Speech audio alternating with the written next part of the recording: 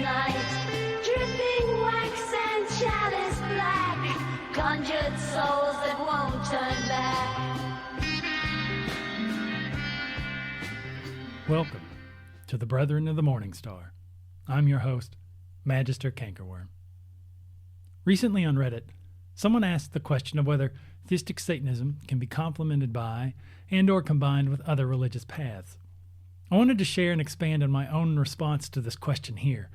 Diabolists should certainly study other religions, test their claims against their own experience, and perhaps learn spiritual techniques that can be adapted to satanic purposes.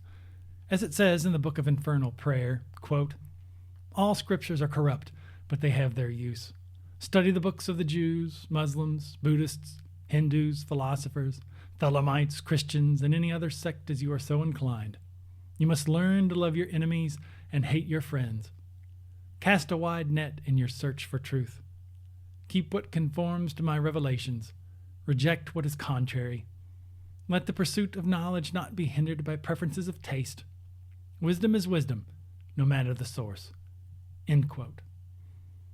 Some religions can complement Satanism and be synthesized with it more easily than others. Thelema, Wicca, Hermeticism, and some forms of paganism are the most obvious. Diabolism is a melange of all these things, if we're being blunt. Satanists are not above appropriation. On the contrary, we excel at it. But there is a limit. You can't faithfully be a Satanist and simultaneously practice a religion that is antithetical to it. That rules out all Abrahamic faiths and Buddhism as well. Again, this is not to say there is nothing you can learn from these faiths. They are thousands of years old. They wouldn't have survived this long if they didn't contain some amount of wisdom. What you can't do is practice them in an orthodox sense alongside your Satanism. You can't be a devout satanic Muslim, for example. You would just be a shitty Satanist and a shitty Muslim. Keep what conforms to my revelations. Reject what is contrary, we said above. To determine what does or does not align with this path, you must first accept a baseline of what Satanism is and what it represents. Some people will howl at that, but there is no such thing as dogmaless Satanism. To say there is no dogma is a dogma, and so on. The rub, of course, is nailing down what the core of Satanism is. I've always taught that Satanism has a commitment to seeking and disseminating knowledge, emphasizes self-cultivation and preservation, has skepticism toward group narratives and norms, places importance on developing one's own moral compass, rejects altruism for enlightened and rational self-interest, values personal liberty and responsibility, affirms the world as it is and living in the here and now, rejects egalitarianism, uses occult ritual to worship and invoke the powers of the divine, has a positive view of human sexuality and diversity.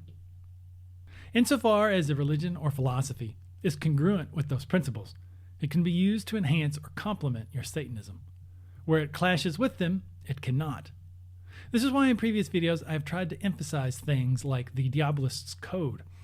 Theistic Satanism is not the Outback Steakhouse of religions, contrary to what the more immature members of the faith might say. There are principles to live by. There is a philosophy to adhere to. A complete lack of rules and boundaries is not freedom, but incoherence. Learning these principles and embodying them is what it means to walk the devil's path. They are touchstones that allow you to explore and learn from wherever your curiosity may lead you. But they also ensure that you do not lose your way. Until next time, infernal blessings.